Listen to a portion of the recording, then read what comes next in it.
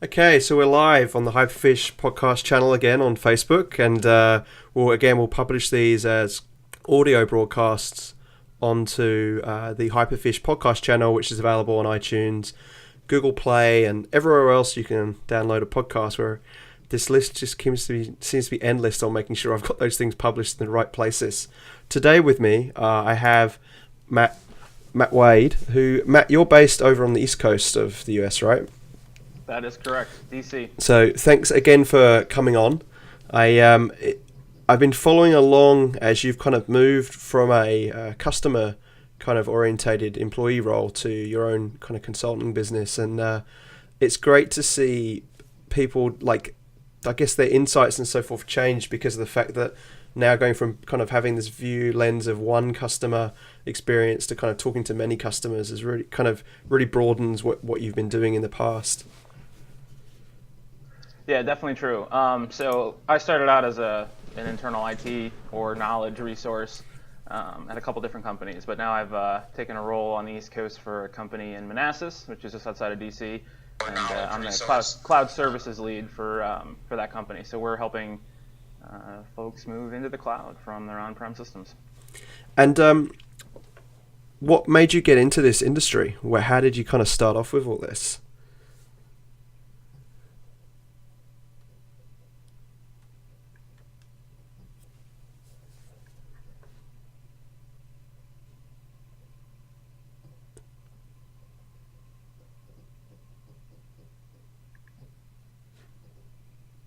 Oh no, we seem to have lost him on Skype. And just to prove that point, it just dropped him. So give me 2 seconds and we'll get him back. And you can sip on your early morning coffee. Yes, I am Pacific Coast and it is 7 a.m, but we are trying all sorts of different time zones to see who we can pick up live, and who cares. The one with Paul Comsley in Perth, we only got a few people jumping on live. So it looks like he went totally offline.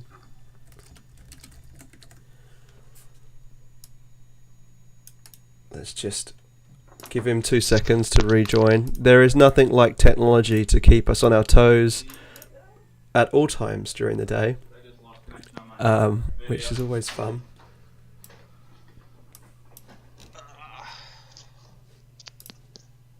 Okay, where did he go? He did tell me he just bought a new PC. My money's on something crashing. But we'll see once he gets back in here whether the new hardware setup, which has been burning me a little bit, can be a problem. Okay.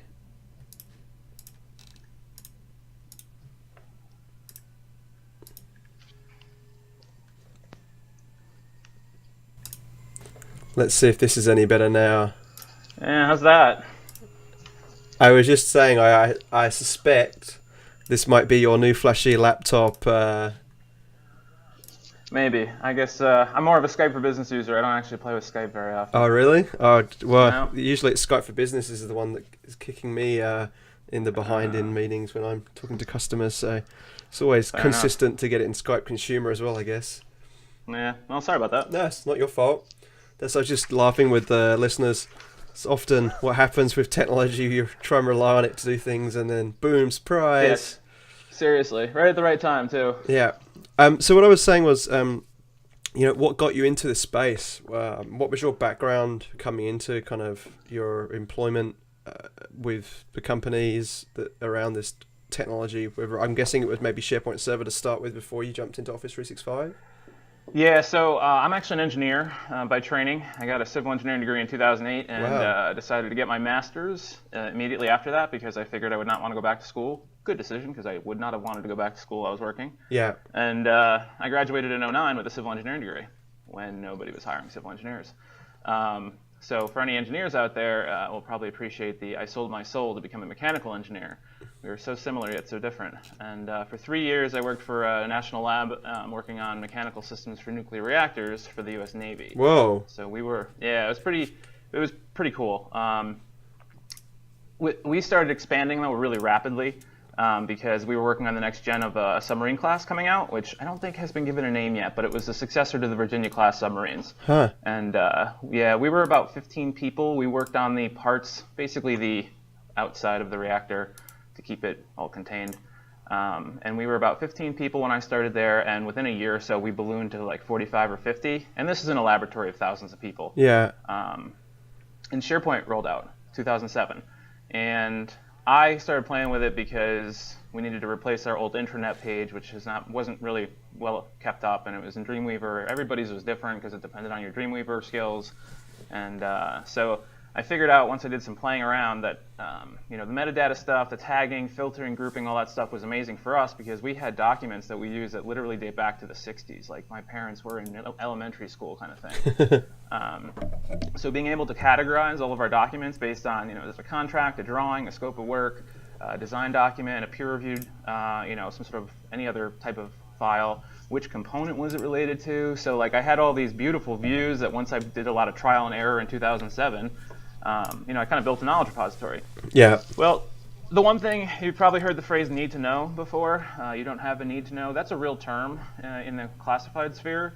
So there weren't a whole lot of sites. SharePoint works well with a need to know because it's all permission based, right? Well, in an organization of thousands of people, we supported 15,000 people.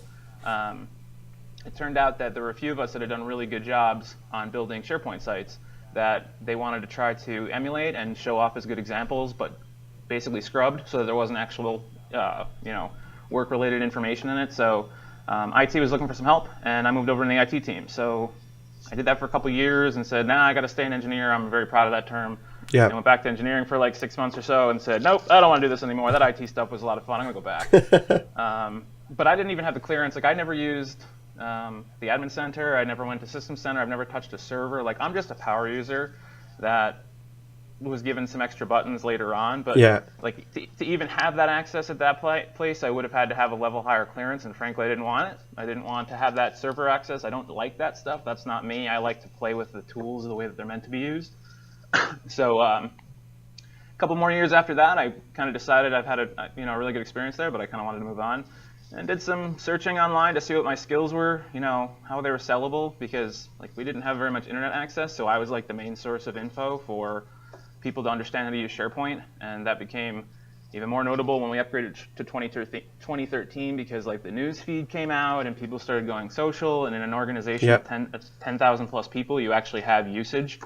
Some was very positive, some could sometimes not be. You had to play policeman every so often, but I just started looking to see what kind of jobs are out there, and I found a job that was called Knowledge Manager that I could have just written myself. I knew I kind of wanted to leave. I was in the Albany, New York area.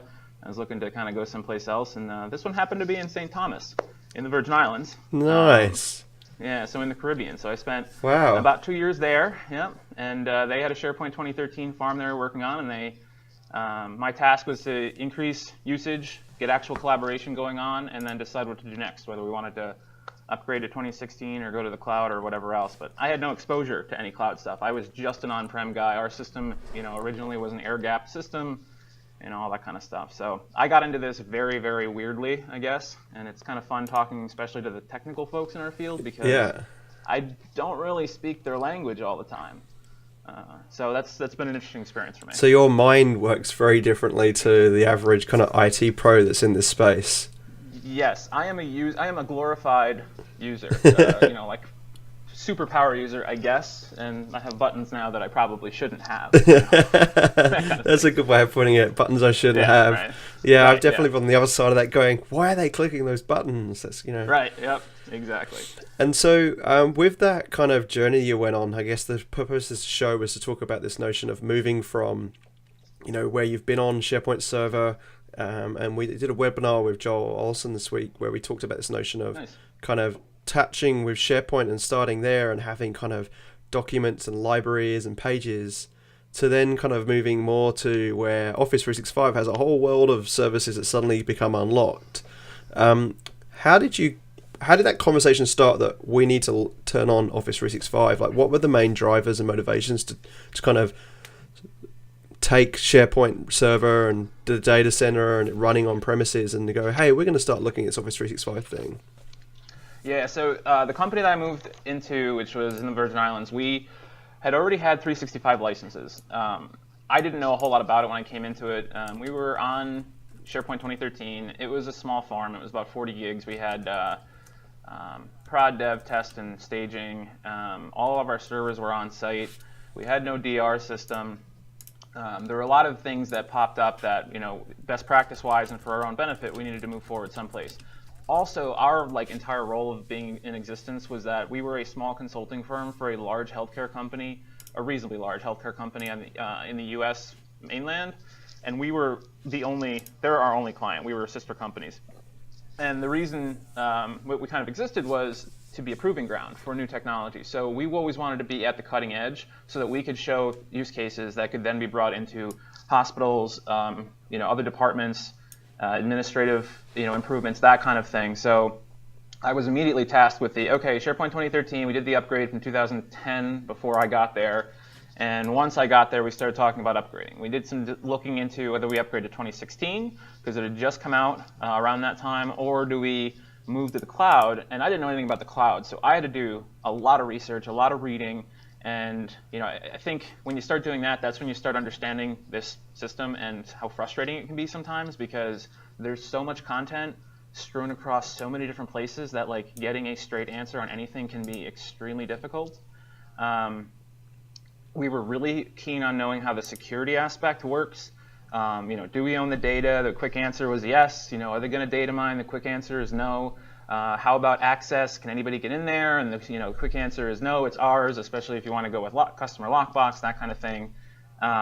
But did the research, did the presentation to our CIO, talked about the benefits, the risks, and we eventually made the decision to go to the cloud. And it was I think, once I did the research and started playing around, because we had the system available, groups were becoming a big thing at the time. I was really excited about that because it looked like the level of entry, or the barrier of entry, is very low. Yeah. It's reasonably intuitive, and almost anybody can use it. You don't have to become a SharePoint expert to understand how to, save your files and collaborate with people. It can potentially replace email if you, or at least minimize email if you keep it centralized.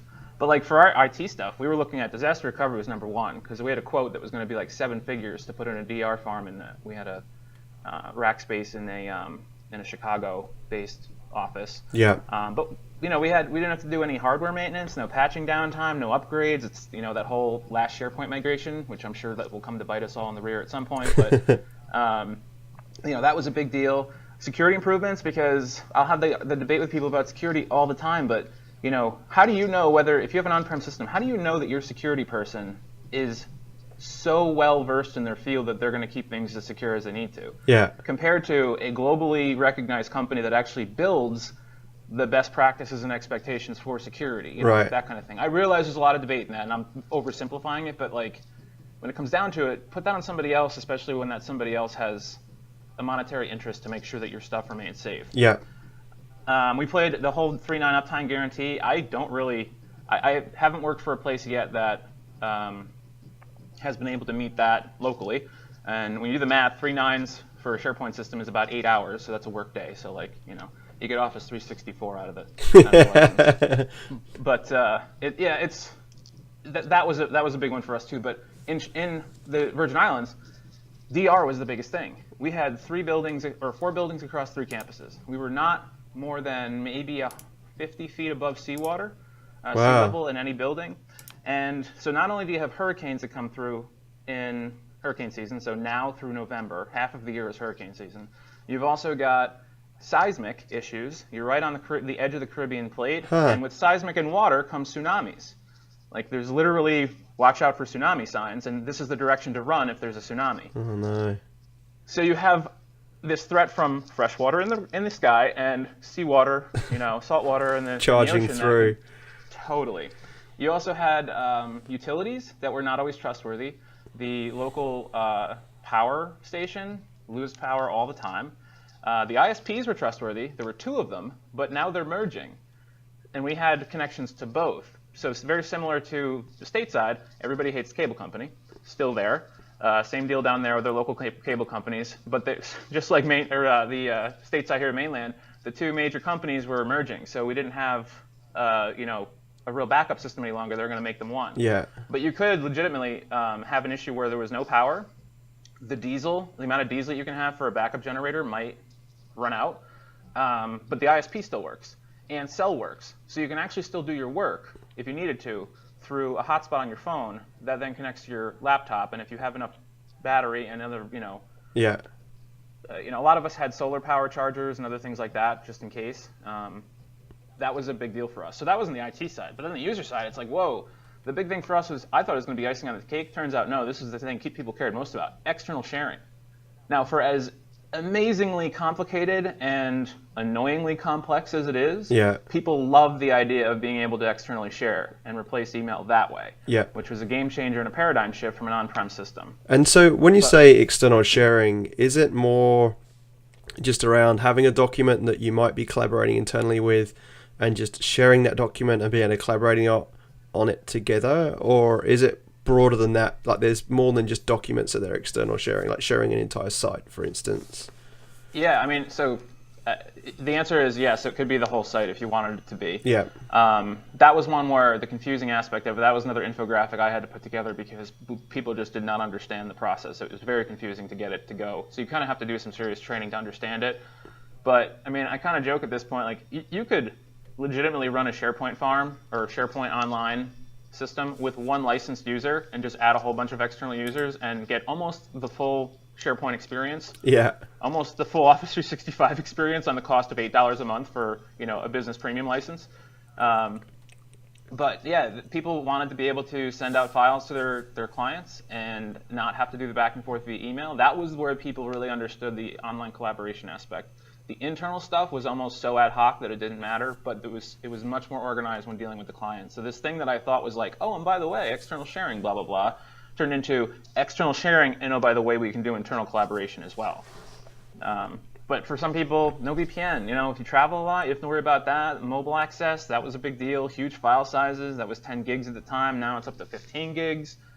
People like OneDrive. Still blows my mind that they'll give me a terabyte for myself and any other user, but they won't give me more than a couple terabytes if I have a small company in SharePoint. So that one was interesting.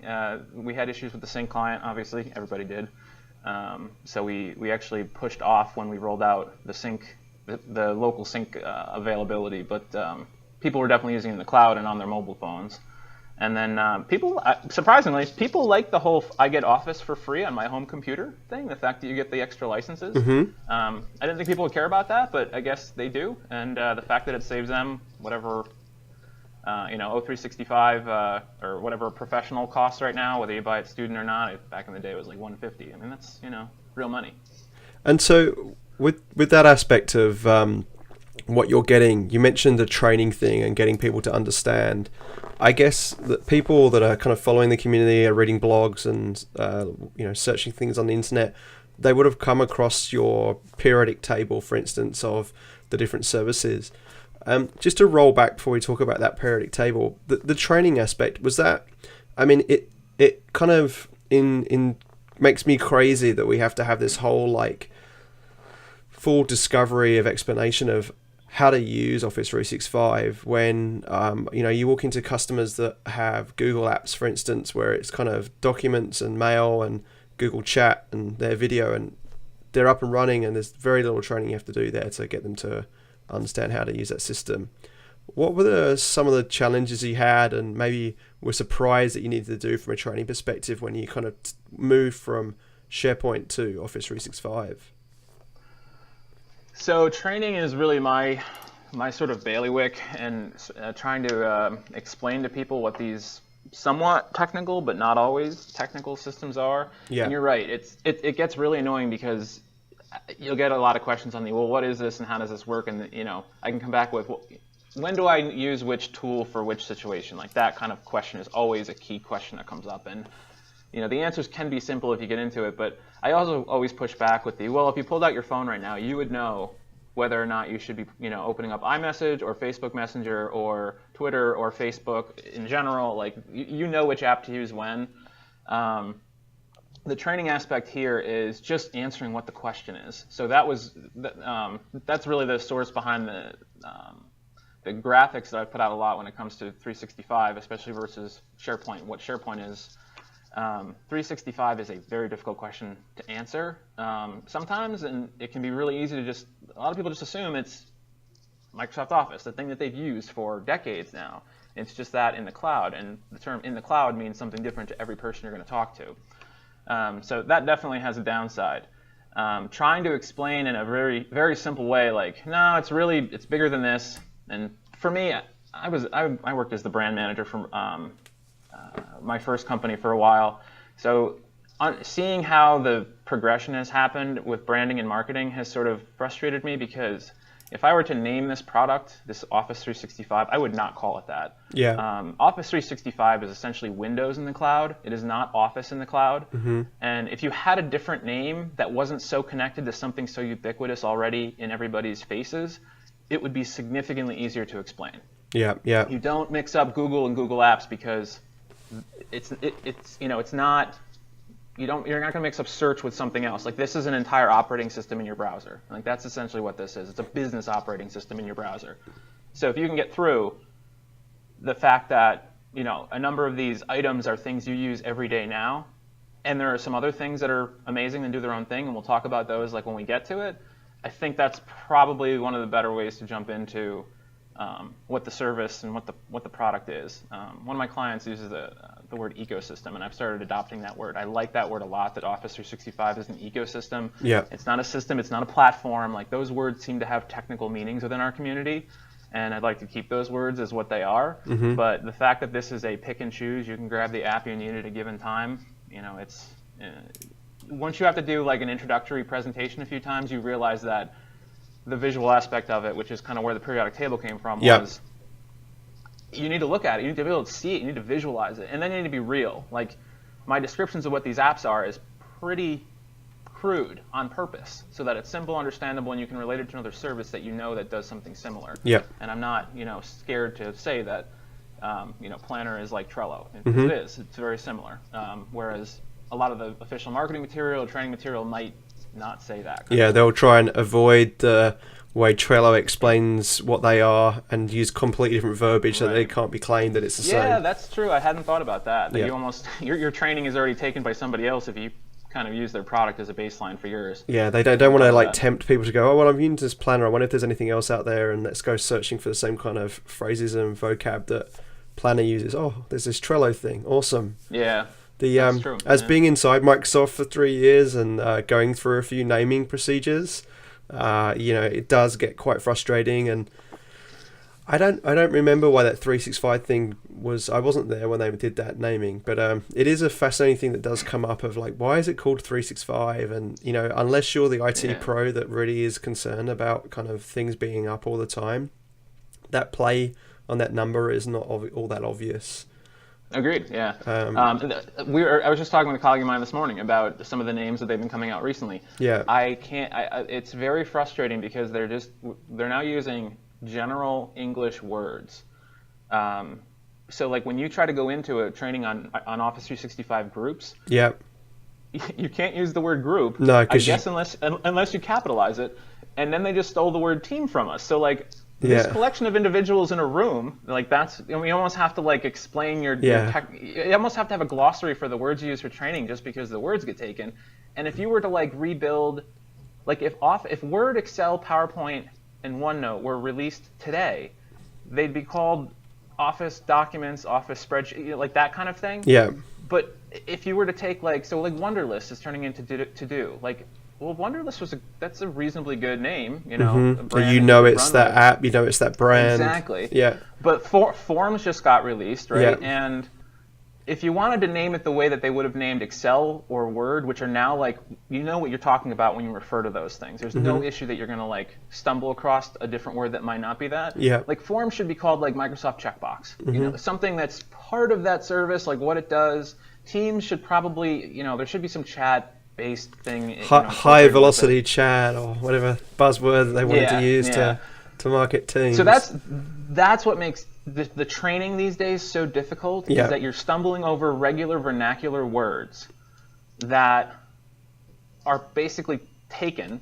now, and you can't use them because you might be referring to an actual thing and not just a concept. I almost envy people that do their work mainly not in English at this point, because you're stuck with Microsoft Forms as Microsoft Forms, a brand in English. Yeah. But when you refer to it, you can use your local word to refer to what a form is, It's and know true. that it's not the same thing. And it's the same product. So the stumbling on groups, and we can mean SharePoint groups, we can mean an AD group, we can mean an Office 365 group, a Yammer group. The word group is very overloaded, and I did notice in the AMA that they did yesterday on the new SharePoint communication sites that I understand their logic of not including a communication site in an Office 365 group. It's when you create a comm site, we're going back to the old classic ways of SharePoint, which is it's just a SharePoint site. Whereas if you create a new modern site, it's part of this Office 365 group, which gets all the whizzy bang other services. And seeing how Mark Cashman and the team in engineering in Redmond were trying to explain that you don't get a group, you get a SharePoint group, and just the mind blown replies they were getting in that forum. How do you handle that? Like, we're kind of stuck. They did have a opportunity. It was Christoph Weisinger was kind of leading that up, and now he's in engineering and kind of looks after Office 365 groups. They had an opportunity during the preview to flip that to something completely different. How do you handle that, knowing that that's kind of what you've been given and this is how you have to educate customers? So when I blog, especially, I think this is the engineer in me, but also the fact that I worked for government for 7 years and things were just very by the book, and this is the culture and this is how you have to write. Words have meanings, and they have sometimes very detailed meanings. So when I put my blog posts together, I specifically I will call out a different meaning if I have it, between all these different usages of similar words, because it's not just groups, it's others as well. I have to be as explicit as possible. I try not to assume that people know what I'm talking about to start. I think that's also the engineer in me, because when I was reading documents that were 30 years older than me, I needed to understand what the context was that engineer back then was talking about.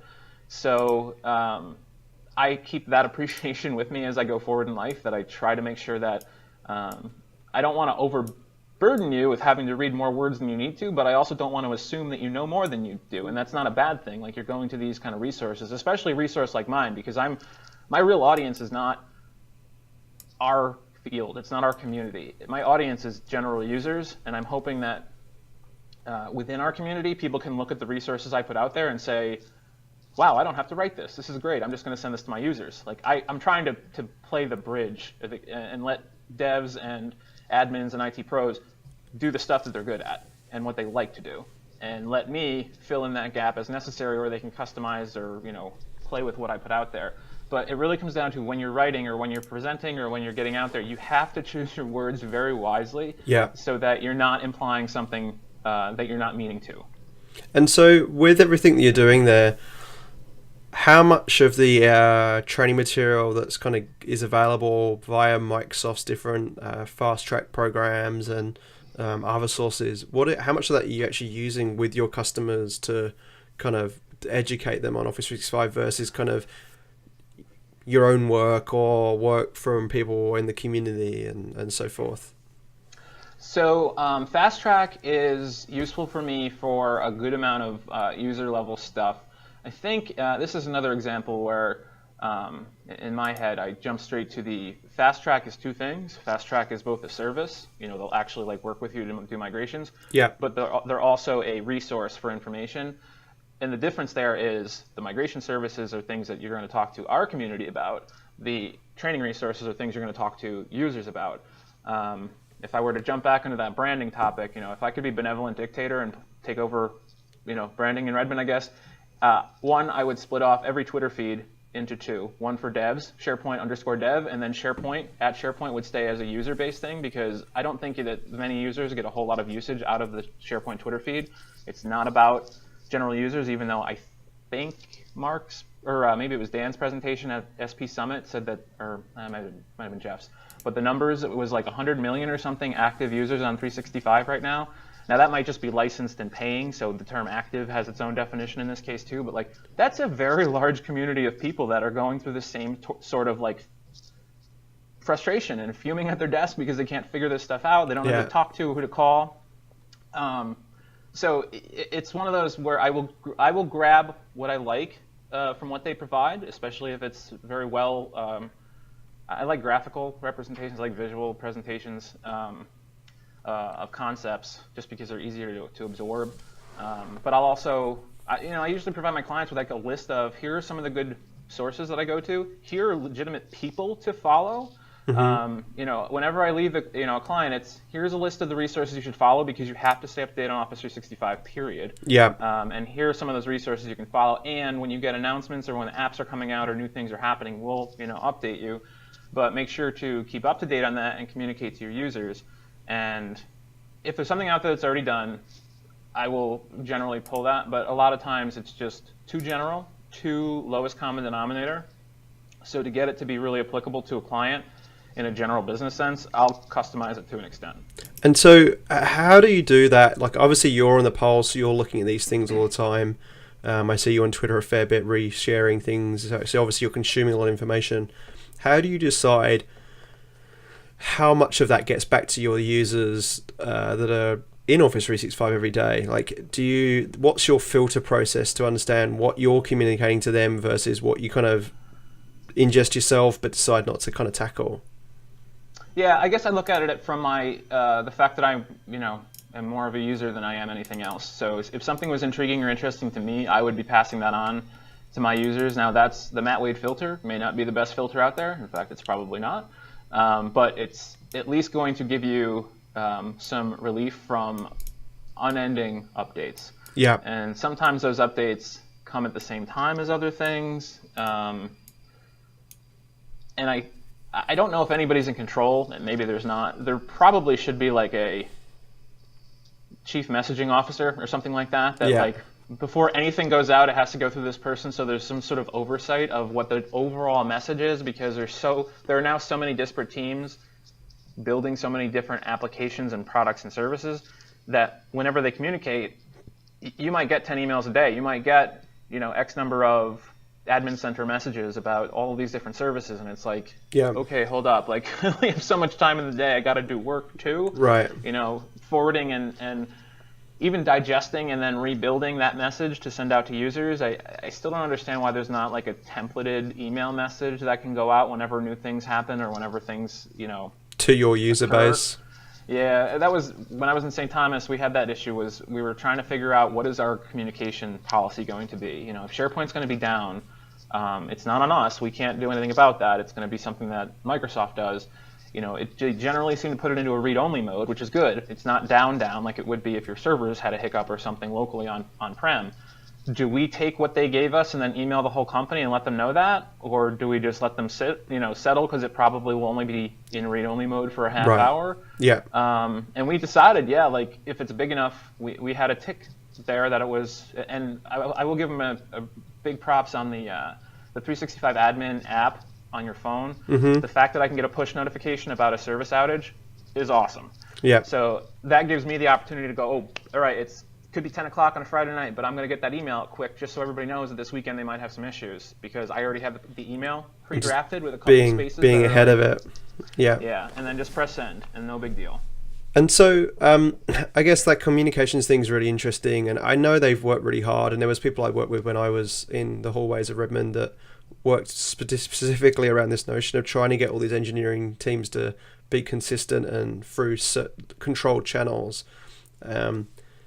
As new teams pop up, you see them not being in those channels just yet and kind of doing things their own way and having their own blogs, but they've definitely got better with the technical communities. It's like that's where you have to go if you're going to talk to your users, and user voice is where you go if you want feedback, and the admin center is where you're communicating change. So I do think they've done a really good job with that aspect. I have the periodic table up on the screen, and I know this won't transverse completely for people on the podcast, but if you go to Matt, where is this located? What's the URL that people can go to see this? So the short URL is ic.sh.pt, so I can SharePoint shortened URL /O365 table, but I've also got it on my LinkedIn. Yeah. And so what this periodic table is really about is a visual representation of all of the services in Office 365. And it looks very similar to the normal periodic table, which haunts me because unlike you, that was kind of into this stuff and really excited about science, I was more in computer science and kind of ignored I didn't really care what was building up all the materials inside of a computer. I just knew that it worked and took that for granted. But it's a really smart way to kind of split up those services and understand the different kind of job to be done and what apps within Office 365 map to that. How did this come about? Like, did you immediately leap to a periodic table when you went, I'm going to train my users on all these services in Office 365 and this is how we're going to do it? So, first, I hated chemistry too. I loved physics, but I hated chemistry. Okay. The way to explain 365 has been very difficult when you introduce it both to an IT team and to, especially because you have to talk to like a service desk and get them on board that this is happening, and to users in general. There have been a couple really good graphics out there already. I think Ben Nyland was the sort of the source for the 365 wheel, which I want to say that's probably a year and a half, 2 years old now at this point. And then a kind of modified version of that came out that had more apps included, and I really liked those. I started seeing those at my customers and at SharePoint conferences, frankly. It was popping up there in presentations. Yeah. And I really liked those, but they were very arbitrary. And I could kind of bounce around and say, yep, this one, this one, this one, this one. The deficiency for me was that I couldn't relate which products were which. Yeah. Or why any of them overlapped, that kind of thing. So I actually just published a post this week on how I made this thing, because other than the feedback that I've gotten, which has been asking for other apps, or can I get it translated, or can I get the source file so I can make my own version? Wow. The other question I kept getting was, how did you make this? Like, what was the creative process involved? Which I was kind of surprised that anybody would care about that, but it wasn't hard. Like, it's not a very novel concept, I guess, but it came down to, one, I need to understand what 365 is and all the apps that are in it, right? Yeah. So I had to make a list of all of those things. And in my post, I kind of go through it. I even have photos of, like, I took pencil to paper, like I tell every SharePoint user out there when they start playing with SharePoint web pages and designing, is get a piece of paper out and get a pencil and start sketching. Yeah. And I was trying to avoid the wheel shape because, one, it's kind of taken, and I take intellectual property and creativity very seriously. I didn't want to look like I was stealing anything, and I'm not. So when I went through it, I was trying to see if I could get this thing to work without a curve. And I was really having a really hard time doing that. But then I realized with the curve, the downside is as you start adding apps, the circle has to get either larger or the slices get smaller. So I was playing with a donut shape and like trying to draw lines between the apps, but even still, I wanted it to be something that could still pop out at you at looking the whole thing. I don't have to go zoom in to look at something to understand the concept. Yeah. And eventually I came up with the idea of, I realized that to group different things, so let's say Outlook tasks, right? So the tasks app in Office 365 is both part of Outlook, because I wanted to group it with Outlook because people understand Outlook. When I go through this periodic table with people, I point out the fact that they already know like half of these boxes. They're not scared. Don't be scared. There's all these ones on the bottom which you've been using for the last 10 years. Forever, yeah. Exactly. So like Outlook tasks, for example, is part of Outlook, but it's also part of a task process, right? So it's going to be very related to To-Do, Planner, and even to some extent Project. So I realized pretty quickly, and having had to go through very many, I took linear algebra and a lot of structural engineering courses, so matrices were ingrained into me. I need a two-axis system here, right? So like I can't move these things around and have them be in multiple places at the same time. They have to be in one spot. And so I figured I could have lines going in two directions. And so I basically printed out a printout with the name of every single app in a square. And I posted up at Starbucks for a few hours one night after work, and I literally started putting these things together and seeing how it would work. I took pictures whenever I liked the layout. And it worked out that things like Dynamics and Visio are sort of one-off things that they don't really have any relationship to anything else. I'm sure I just angered a lot of people by saying that. Realistically, yeah. I mean, they're almost in a different geography on campus at Microsoft as well, literally. Right. So yeah, that's a fair assumption. when I had those laid out, I kept noticing those two are kind of and Sway. I guess Sway can be kind of related to PowerPoint, and eventually in the most up-to-date version it does. I did get that into a presentations group.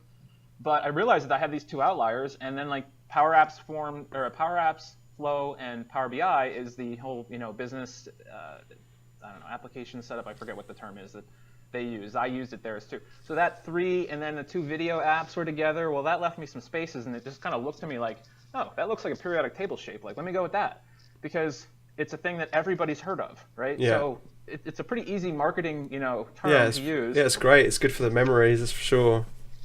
And yeah, so I put it together in PowerPoint because that's my draft sketch app of choice.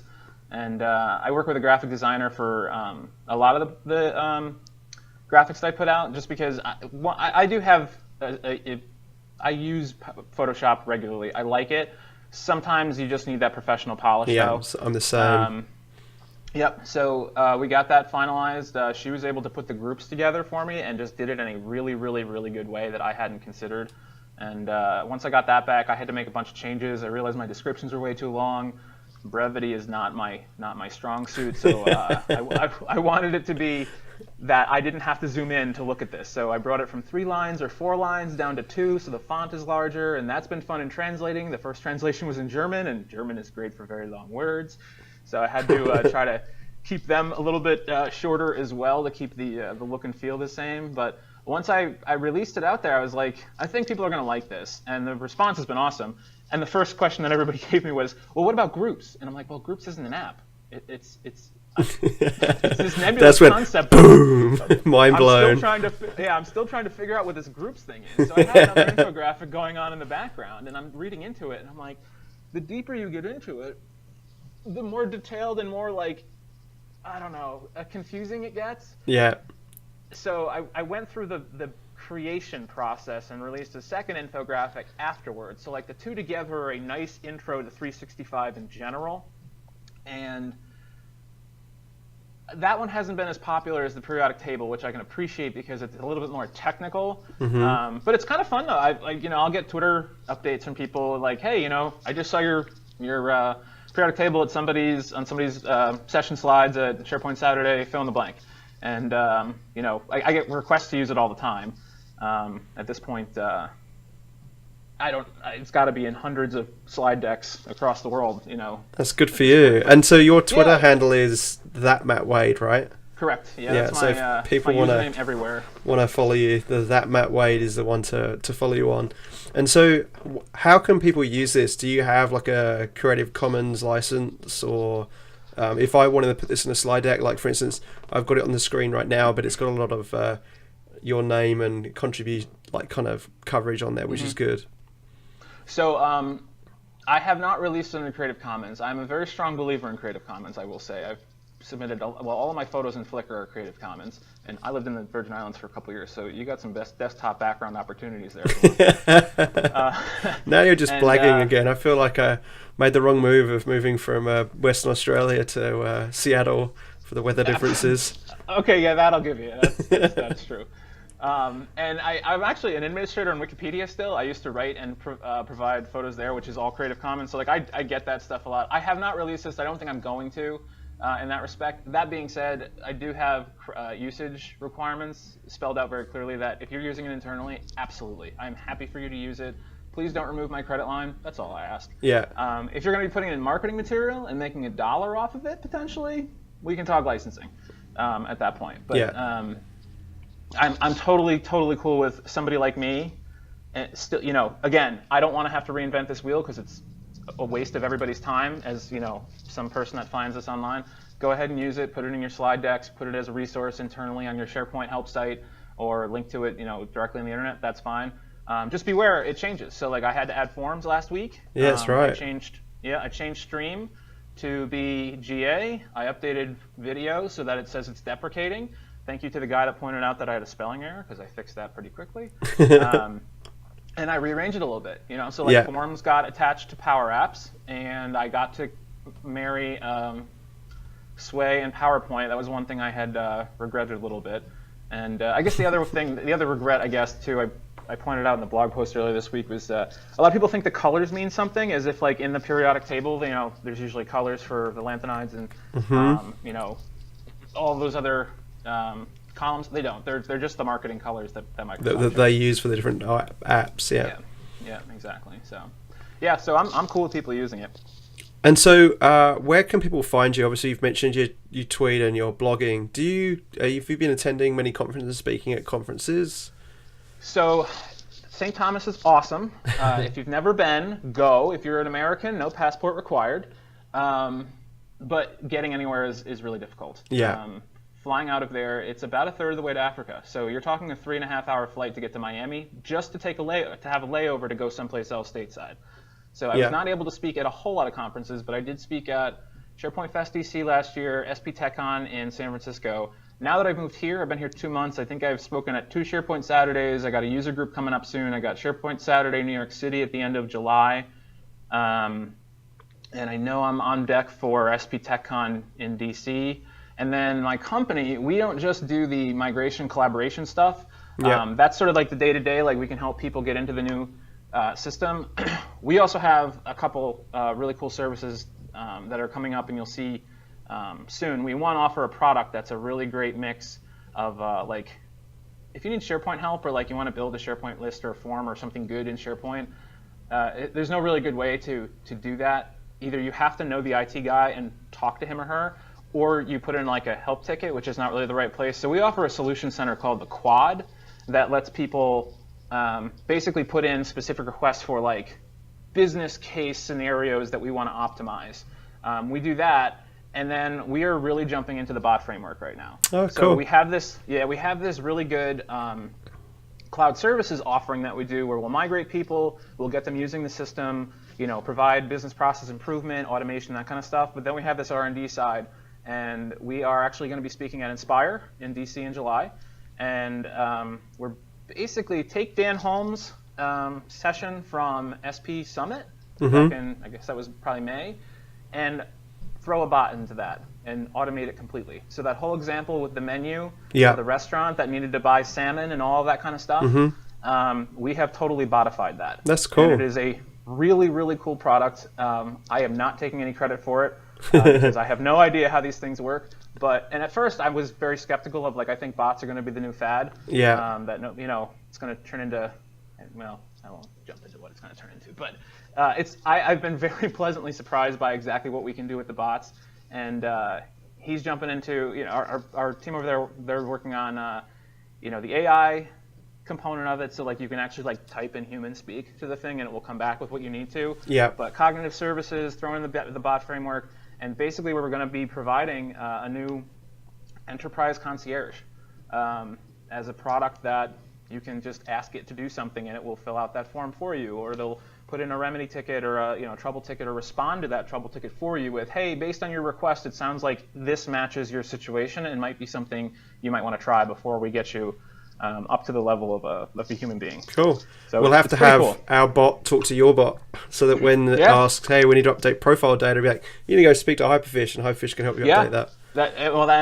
Exactly. And we don't want to be building bots that are like, department specific. I think that makes no sense. Yeah. We're looking at like an overall enterprise.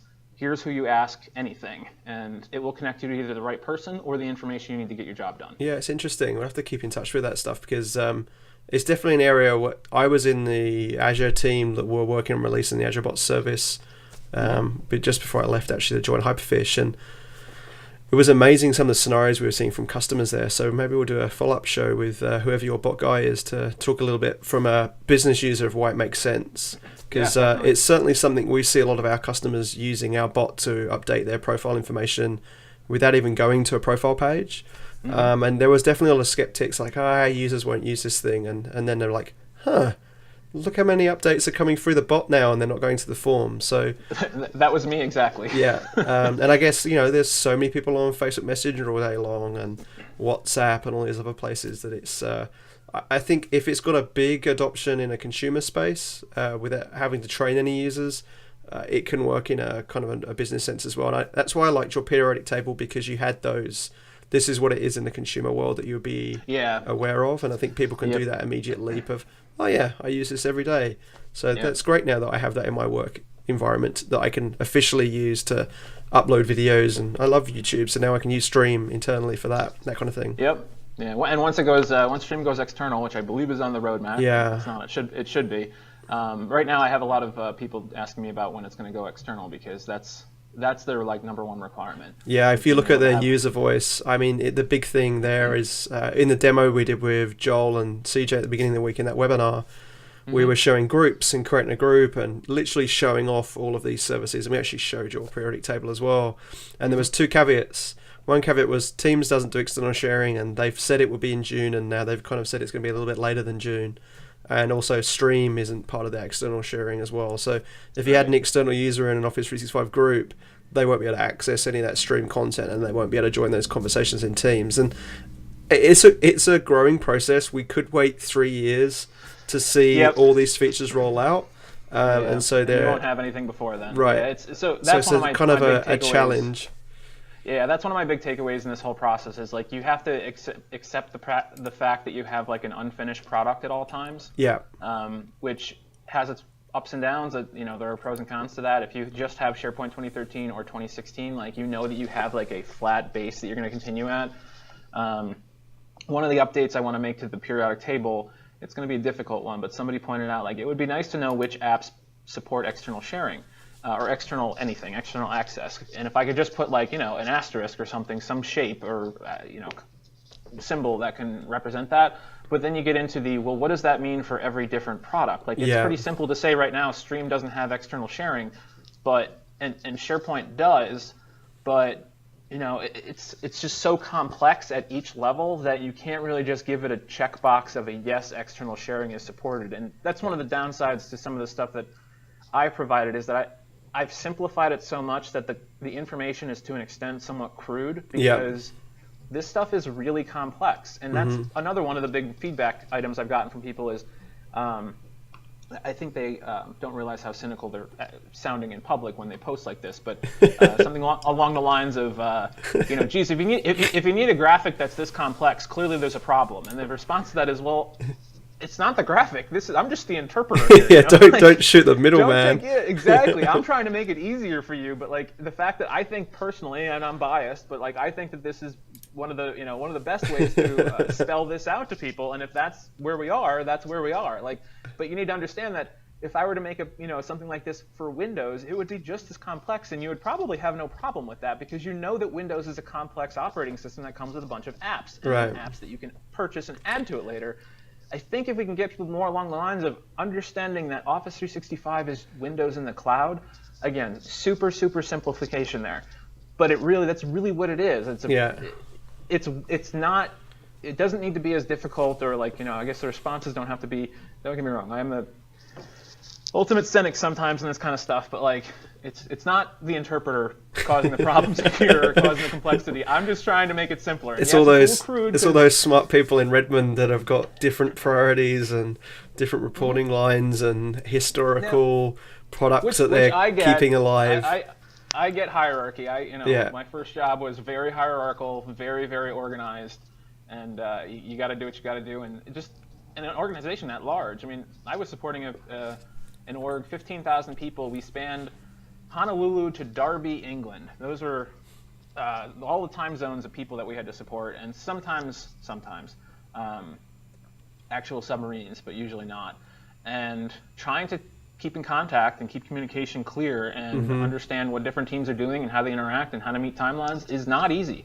I'm sometimes floored, like when Apple does their keynotes. I don't get how they can be so productive and provide such a great product so seamlessly, it seems. It's almost like magic to me. Yeah, if you took your periodic table and started to draw outlines around which products are in the same buildings on campus, you'd actually be surprised how your grouping is pretty on the money. Like most of those boxes are very close to each other there in terms of where they are in buildings, which kind of alludes to some of the decisions on why things get in some apps and don't. I'm sure. Why wouldn't that would make more sense to be here, but it's a lot to do with where people are and priorities.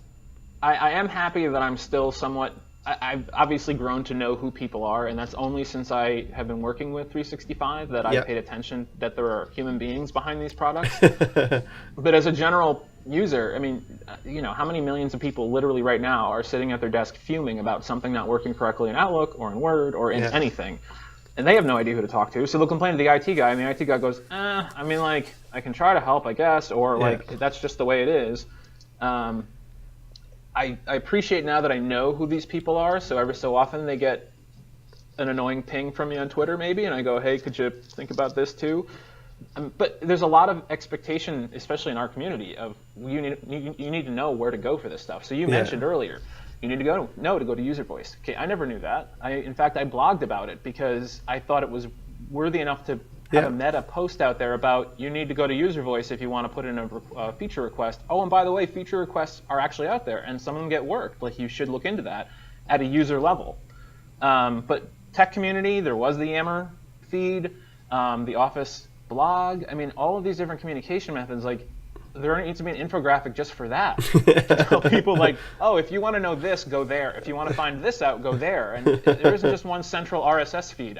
What I would give to have that kind of thing, which I guess that's called job security for us, that we know the ins. But I do appreciate that I'm still disassociated from Microsoft in general to an extent, because I'm still just a user, and I happen to be. I happen to hawk Microsoft products all day at work. I'm a happy Mac user at home also. But I'm still just a user. I'm not trying to be too pushy in the backwards direction, because I still just stick with, I got to get work done. And these tools are the same tools that my users are going to use, so I need to know them too. Yeah, no, I think it's great what you're contributing, and it is amazing how often you go to an event now where that slide's coming up, and it's a shame you can't monetize it, but I know it's good for the community that it just gets your name out there and people find it super useful. I'm sure there's a bunch of people at Microsoft kicking themselves because they're like, oh, why did we not think of this? This would be so easy. LinkedIn, their analytics on articles will tell you where the largest source of clicks is from. Yeah. Guess where? Yeah, I bet. That's good. Yeah, it is good. I agree. Cool. It just makes me chuckle a little bit, though. The Greater Seattle area is very interested in this post. Well, look, I'm glad you came on the show. Thanks for sharing your story of how you got that company over to Office 365 and why you come up with the periodic table. We'll certainly get you back in a few months to talk about some of the other journeys you've been on and any other extremely smart infographics you've come up with which are helping people out there. So that Matt Wade on Twitter. Where can they check out your blog? My blog is icansharepoint.com. Now, I am moving more into the O365 space, obviously, but for anybody that has SharePoint, just general SharePoint users, and you don't want to have to reinvent the wheel when it comes to resources and how to use things, go there. The blog is obviously chronological because that's how a blog works, but if you go to icansharepoint.com/tools, I have a very nice, organized, here's how an alert works, here's how blogs in SharePoint work, here's how calendars work, here's how version history works, here's how co-authoring works. All the big ticket items that come with SharePoint that people should understand how to use when they're playing with it. That is basically my representation of what I had built originally when I first started doing this stuff. And I just it's just don't waste your time. Just point people to that, and if they have questions, you can answer the specific question after that. That's awesome. Excellent. Well, thank you again. Enjoy the rest of your day. It looks like you're not in sunny St. Thomas anymore, so I'm sure you're getting used to the weather where you are, much like I am. Yeah. And as I say, we'll get you on soon in the future. Sounds good. It was a pleasure, Jeremy. Thank you very much. Thanks, mate. I appreciate it.